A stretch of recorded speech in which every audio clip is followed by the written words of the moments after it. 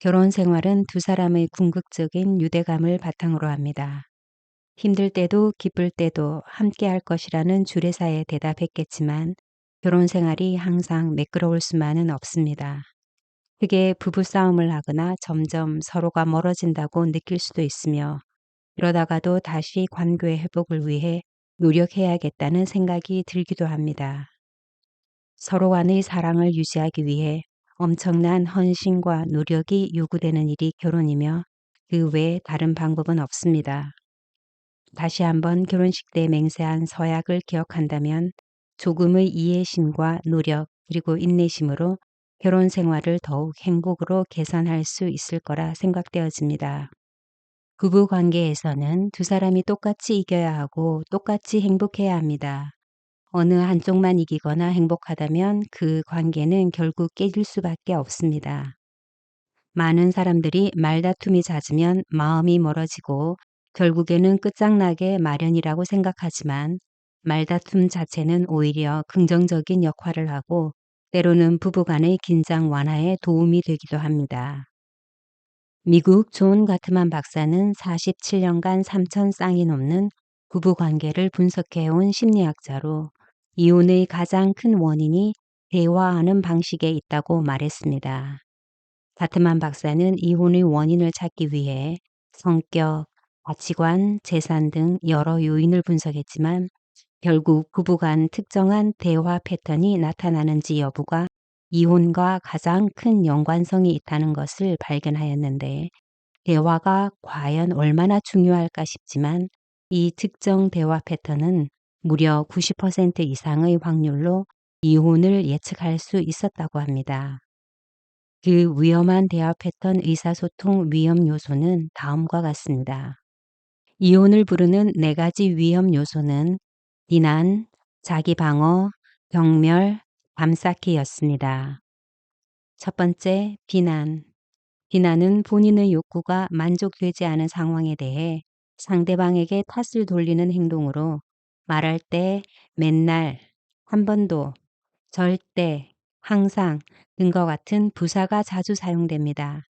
주로 너는 문제가 있다는 판단과 단정을 이야기합니다. 더 나아가 인격과 능력에 대한 부정적인 평가가 동반되는 경우도 있습니다. 당신은 왜? 점점 이렇게밖에 못해? 당신은 맨날 점점 하는 게 이래? 당신은 한 번도 점점 도와주는 게 없냐? 당신은 늘 점점 이따위로 하는 거야? 비난은 주로 선제 공격용으로 많이 나타나며 남자보다는 여자 쪽에서 훨씬 더 높게 관찰되는 경향성이 있었다고 합니다. 두 번째 위험한 대화 패턴은 자기 방어입니다. 자기 방어는 상대방의 말을 인정하지 못하고 본인의 행동을 정당화하는 행동으로 내겐 전혀 문제가 없다며 부인하고 오히려 네가 문제다며 떠넘기는 것을 의미합니다. 그게 아니라 그게 아니지. 내가 언제 그랬어? 넌 안 그러냐? 그래서 어쩌라고.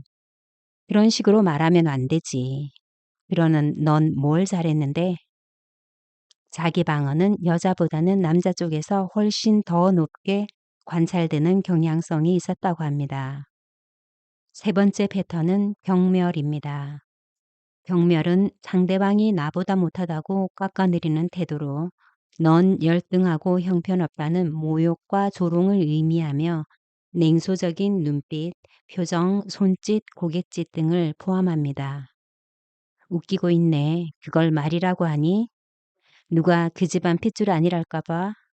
꼴에 남자라고 자존심은 있어서 배운 게 없어서 저 모양이야. 그것도 못하는? 당신이나 잘해. 네 친구 반만 닮아봐라. 네 주제에. 경멸은 여성 쪽에서 높고 형태로는 언어폭력이 가장 높았으며 경멸은 특히 이혼 예측의 중요한 인자였다고 합니다. 네 번째 위험한 대화 패턴은 담쌓기입니다. 담쌓기는 보통 경멸에 대한 반응으로 나타나며 상대방과의 의사소통을 단절시키는 행위로 회피하기, 무시하기, 단절하기 등을 말하며 너랑 말하기 싫어. 말해봤자 소용없어. 그래, 당신 혼자 잘 떠들어봐. 라는 말도 이에 포함됩니다. 눈 마주치지 않기, 얘기하는데 귀 틀어막기, 그냥 나가버리기, 얘기하는데 TV 크게 틀기, 문 잠그고 방에 들어가기, 시끄러워, 그만해라. 밤쌓기는 남성 쪽에서 더 높았다고 합니다. 이러한 대화에서 나타난 상처 주는 말과 행동들 때문에 우리는 괴롭고 답답합니다. 그러나 현재의 관계가 더 좋은 방향으로 발전되길 바란다면 나부터 변화를 시작해야 합니다. 부부 관계를 다시 세우는 대화법. 간단하지만 실천은 쉽지 않습니다.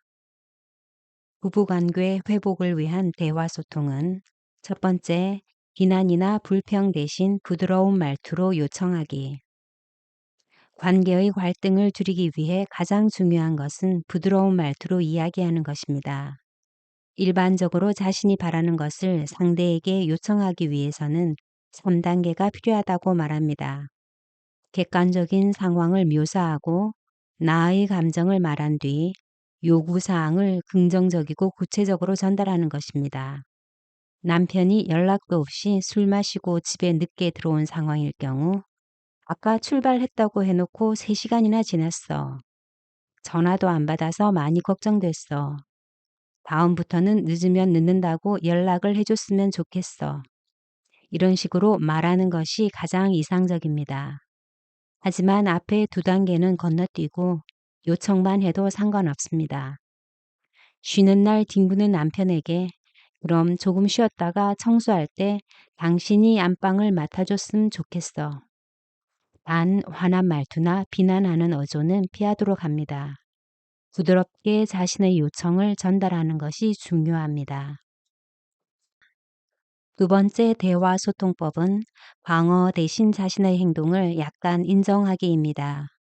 상대방이 자신을 비난했을 때 방어적인 태도를 취하면 비난이 방어로 악순환이 시작됩니다. 이 경우 자신의 잘못을 조금 인정하는 것이 좋습니다. 이번에는 최근에, 오늘은, 요즘과 같은 부사를 사용하면 됩니다. 남편이 카드값이 왜 이렇게 많이 나왔어? 라고 한다면 이번 달에는 내가 좀 과하게 썼네라고 인정하는 겁니다. 인정거리는 말투는 상대의 감정을 더 상하게 할 수 있습니다. 진심을 담아 자신의 잘못을 부분적으로 인정하는 것이 이 방법의 핵심입니다. 시댁이나 친정에 소홀한 상대에게는 아참, 어머님께 전화 드린 지 오래됐구나. 그럼 우리 함께 전화할까? 라고 책임을 다합니다. 세 번째, 담쌓기 대신 자기 진정을 위한 시간 보내기입니다. 감정이 격앙된 상태에서는 그 어떤 대꾸나 반응도 하기 싫어질 수 있습니다. 도무지 감정을 추스리기 어렵다면 자기 진정 시간을 갖는 것이 현명합니다.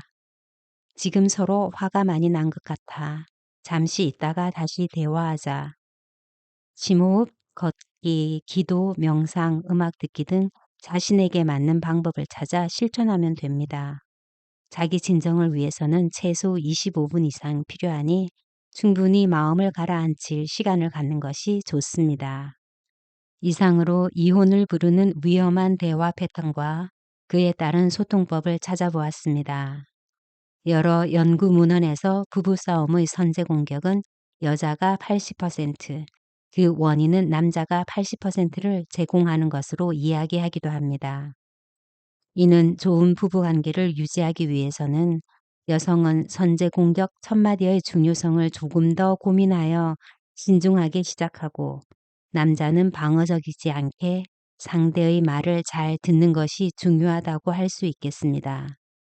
부부 중 어느 한쪽이 문제를 제기할 때 우선은 상대방이 자신의 말을 경청할 수 있도록 하기 위해 1000마디를 부드럽게 할 필요가 있는 것입니다. 말 한마디로 천냥빛을 갚고 또 혀로 사람을 죽인다는 속담처럼 말은 잘 쓰면 명약이 되지만 잘못 쓰면 독약이 됩니다. 부정적인 대화에 익숙한 부부는 서로에게 이미 조금씩 독약을 타서 먹이는 것과 다를 바 없습니다. 부부관계가 무너지는 것은 강력한 한 방이 아니라 여러 번의 사소한 작은 충격들이 모이는 것이므로 일상 속에서 서로에게 보내는 친절한 말들이 보약이 되어진다면 부부관계는 다시 회복될 것입니다. 이 시간 생각 쉼터를 찾아주신 모든 분들에게 고마운 마음을 전하며 이 영상이 당신에게 편안하고 따뜻한 시간으로 기억되었으면 하는 바람입니다. 감사합니다.